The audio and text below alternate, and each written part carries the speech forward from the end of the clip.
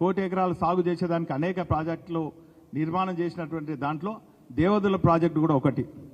ఆ దేవదుల ప్రాజెక్టు మేము 90% పూర్తి చేస్తే 10% కూడా పూర్తి చేయని నిస్సాయ స్థితిలో ఈ రేవంత్ ప్రభుత్వం ఉంటే వారిని తట్టి లేపేదానికి మొన్న దేవనపేటలో ఉన్నటువంటి ఈ పంప్ హౌస్కు సందర్శించడం జరిగింది. అంతకుముందు ఉత్తమ్ కుమార్ రెడ్డి నేతృత్వంలో మంత్రులు వచ్చి దేవనపేట పంప్ హౌస్కి వచ్చి ఇక్కడనే నిద్రపోతాం, ఇక్కడనే పంపులు చాలు చేస్తాం, ఇక్కడనే మోటార్లు బిగిస్తాం, ఇక్కడి నుంచే మరి సాగునీరు అందిస్తామని చెప్పి ప్రగల్భాలు పలికి మరి వెనువెంటనే గాలిలో వచ్చి గాలి మాటలు చెప్పి పోవడం జరిగింది. ఆనాటి నుంచి నేటి వరకు కూడా ఖరాబ్ అయినటువంటి మోటార్లు బాగు కాలేదు.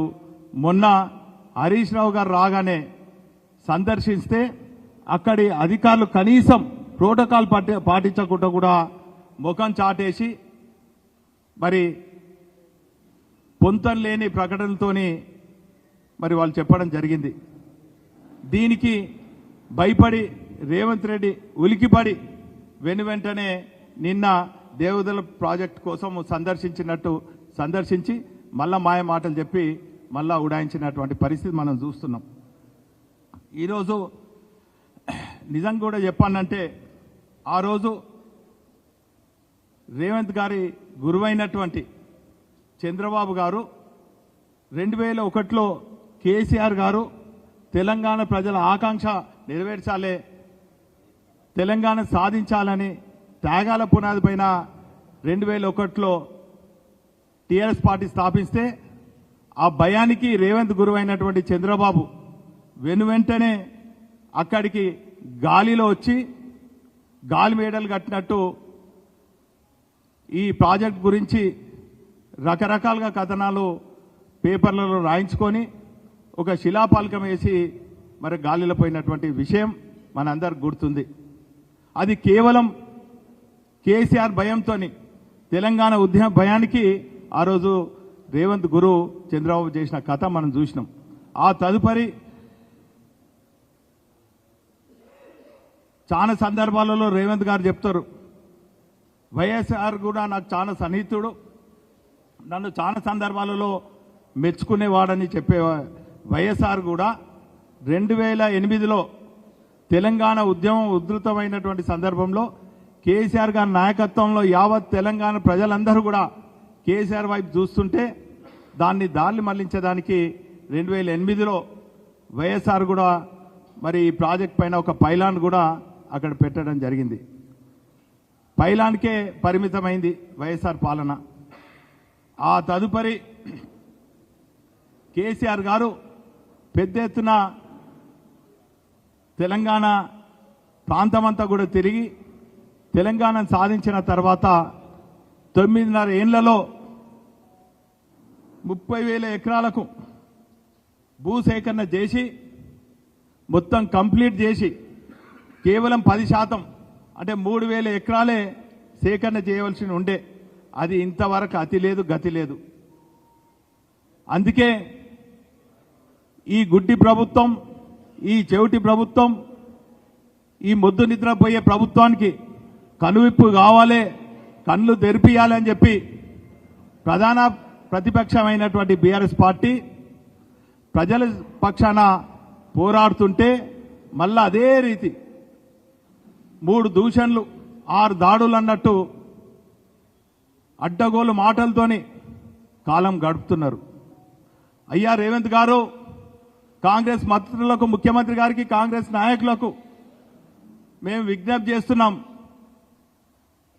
మీకు టైం దగ్గర పడ్డది. మీరు ఇచ్చినటువంటి 420 హామీలు, 6 గ్యారంటీలు వెనువెంటనే అమలు చేసే ప్రక్రియ మీరు ప్రారంభించాలి. లేకుంటే మీకు మీ పార్టీకి తెలంగాణ ప్రజలు గోరి కట్టక తప్పదని కూడా ఈ సందర్భంగా తెలియజేస్తున్నాను. ఒక పక్క రైతాంగానికి రైతు బంధు ఇచ్చే పైసలుండయి, ప్రజా సమస్యలపైన దృష్టి సారించేదానికి నిధులు ఉండయి. కానీ నిన్న గొప్పగా చెప్తాడు, 2 రాష్ట్రాల డీసీసీ అధ్యక్షుల సమావేశంలో 1000 కోట్లు మాత్రము కాంగ్రెస్ పార్టీకి డొనేషన్ ఇచ్చేదానికి, కాంగ్రెస్ పార్టీని కాపాడేదానికి మరి 1000 కోట్లు వెచ్చిస్తారట. ఇవన్నీ కూడా ఏ తీరుగా వెచ్చిస్తారు రేవంత్ రెడ్డి గారు? ఈరోజు తెలంగాణ ప్రజల రక్తాన్ని పీల్చి పిప్పి చేసి నీ కాంగ్రెస్ పార్టీని కాపాడుతుంటే ప్రజలు చూస్తూ ఊరుకోరు. తస్మత్ జాగ్రత్త అని కూడా ఈ సందర్భంగా తెలియజేసుకుంటూ, మీకు కౌంట్ డౌన్ ప్రారంభమైంది. ఇప్పటికైనా కూడా ప్రజలతోని ప్రజా సమస్యలపైన దృష్టి సారించి ఆ ప్రజా సమస్య పరిష్కారం కోసం దృష్టి సారించాలని చెప్పి తెలియజేసుకుంటూ సెలవు తీసుకుంటున్నాను. ఇప్పుడు గౌరవ పెద్దలు పెద్ది సుదర్శన్ రెడ్డి గారు మాట్లాడాల్సిందని కోరుతున్నాను.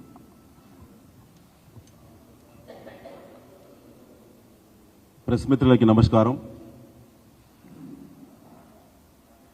నిన్నటి రోజున దేవాదుల ఇంటెక్ వెల్ సందర్శించినటువంటి రాష్ట్ర ముఖ్యమంత్రి రేవంత్ రెడ్డి గారు నిన్న ఒక ప్రకటన చేశారు. ఉమ్మడి వరంగల్ జిల్లా జలప్రదాయిని దేవాదుల ప్రాజెక్టును 2027 డిసెంబర్ చివరన పూర్తి చేసి జిల్లా రైతులకు నీళ్లు అందిస్తామని చెప్పి నిన్న వారు ప్రకటించారు.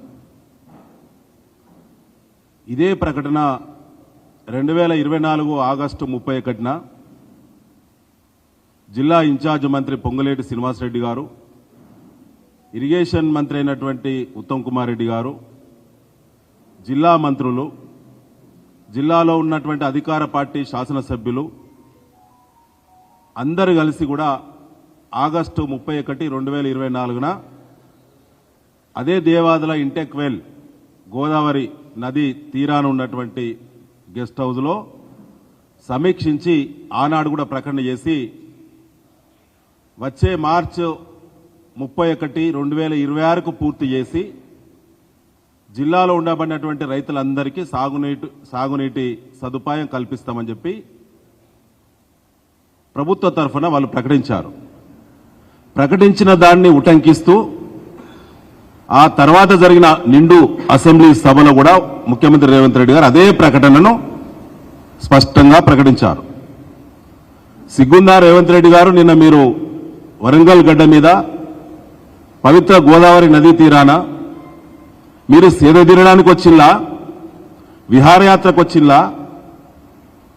50 నిమిషాల పాటు మీ పర్యటన ఉమ్మడి వరంగల్ జిల్లా రైతులకు జలప్రద అయినటువంటి దేవాదుల ప్రాజెక్టు పట్ల మీకు చిత్తశుద్ధి ఉంటే కనీసం ఒక్కరోజైనా ఒక పూటైనా సమీక్షించేటువంటి ఓపిక లేనోళ్ళు మీ మంత్రులు ఏం మాట్లాడతారు, మీరేం మాట్లాడతారు, ఎవరిని మోసం చేస్తారు?